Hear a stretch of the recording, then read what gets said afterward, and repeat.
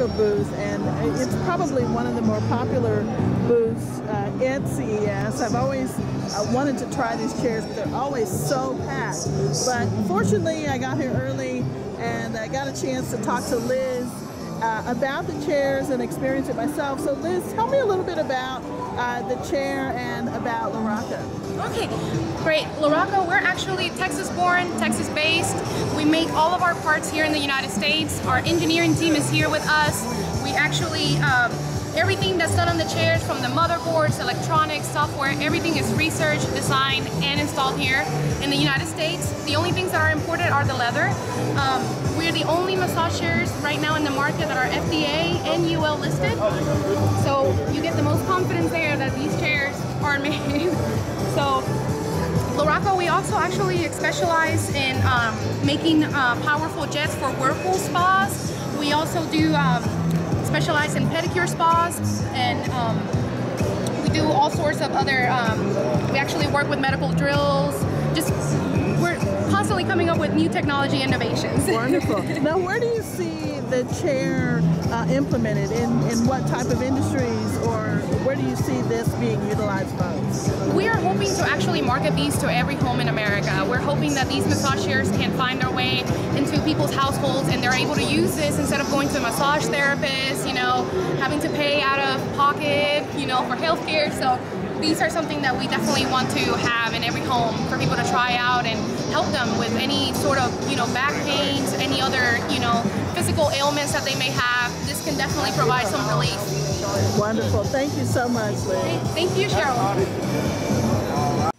Hi, my name is Susan Salvo, and today we're going to do chair massage. After you have your client in the chair, you're going to spend a few moments with adjustments of the head and the knees and the arms and the seat height. And once you're nice and comfortable, you're going to establish a form of communication. So what I'd like for you to do, Alicia, is if I am hurting you, raise a hand up.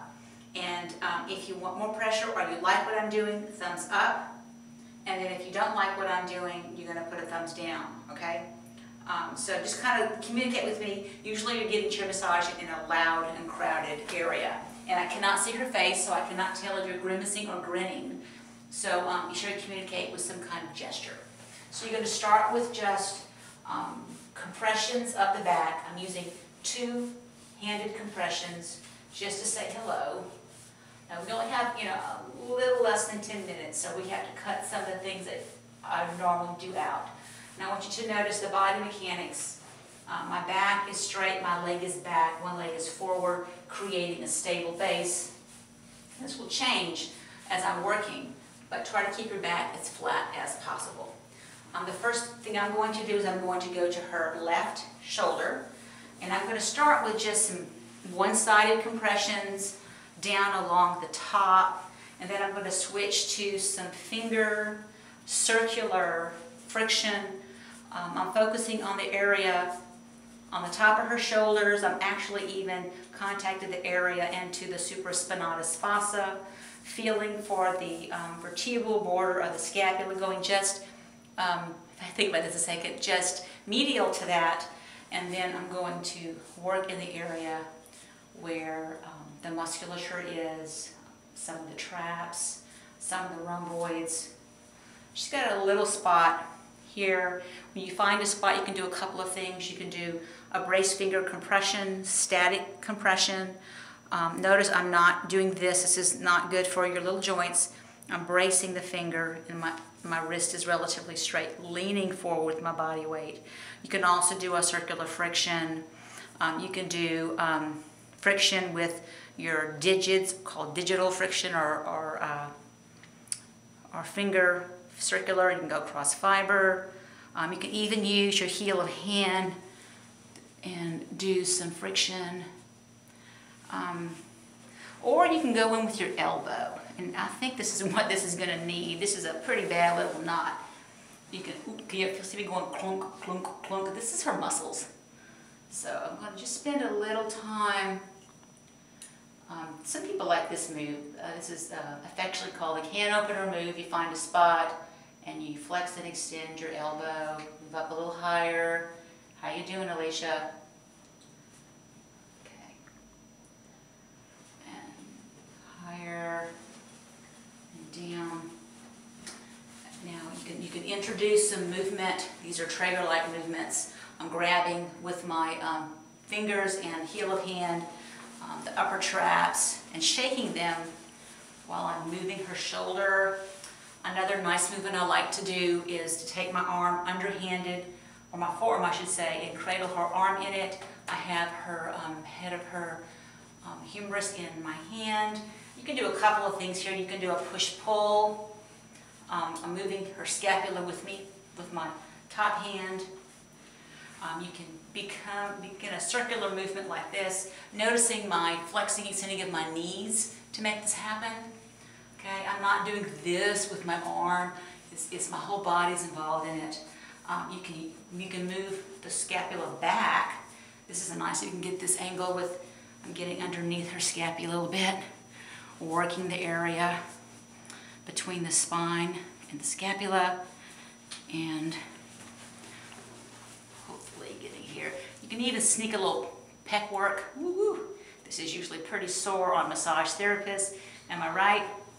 Yeah, she's been doing student clinic all day, so I know she's a little tight there. You can work a little into the deltoid, always appreciated. You can get infraspinatus spots here. Just working the shoulder as much as you can.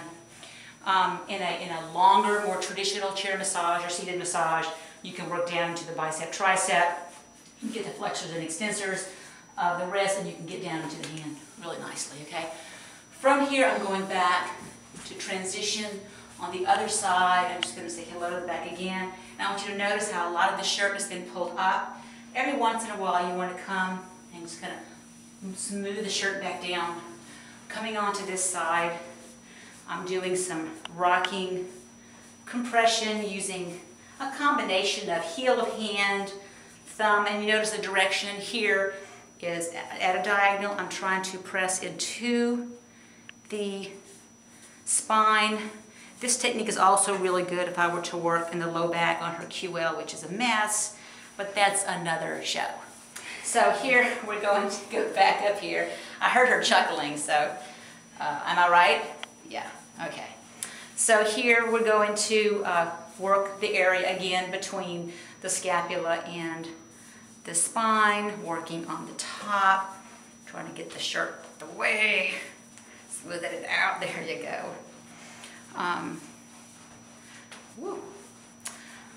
You also can ask her to move her chin down a little bit. What that's going to do is that's going to give you a little bit better access to her neck. I'm taking my fingers on one side, my thumbs on the other side, and you can do some nice little circular frictions into the lamina groove. I think I do lamina groove every YouTube video. It's one of my favorite spots. As you know, also the suboccipitals. And the suboccipital direction of pressure is going toward her frontal bone. It's hard to see, but this is the direction that I'm going, moving up with one hand while I'm on one side of the body. I'm also starting to walk around here, and I'm using the circular friction on both sides of her occipital bone into the suboccipital muscles. And I want you to notice my feet now.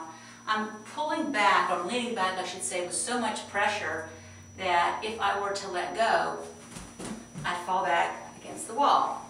So you can do this on both sides at the same time. You can isolate it on one side at the same time. You can do one side with a little bit of upper trap compression. You can stop and do just some trap compressions. Actually, this is circular friction movement. Just kind of play around with what works. Make sure what you do to one side, you do to the other side. You can do this alternately, simultaneously, moving my way back up to the, you okay? Alicia, you all right? Going into the suboccipitals again, I'm going to start moving a little higher onto her scalp, and circular friction. Instead of sliding, notice I'm lifting up my fingers and moving them where I want them to go instead of sliding across her hair. I'm going to go on this side now, a little bit more circular friction while I'm going to do my closing movements now. Of course, you're going to spend a whole lot more time if you're doing this as a chair massage and with a regular client. Yeah, she definitely needs some more work here. I'm going to spend just a few more moments on this spot, dropping. I want you to see this real quick. As I drop her scapula down, I create a little more space here, lengthening out the muscles. And I think after the video, we're going to have to do that again, Alicia. Getting her shirt smoothed down. I'm going to start with some hacking to podemon. Now here, or percussion, also called percussion. I want you to notice my fingers are slapping up against each other. You can do a quacking, whack, whack, whack, whack, whack movement. You can do a cupping movement. You can do a loose fist pounding movement, which I think I will do here. And then you're going to do a tapping movement. And you can even tap lightly on the head, not too hard. And then you're going to close with some nice smooth movements. And I hope you enjoyed this demonstration. I hope you enjoyed your massage. And I hope to see you later. Bye now.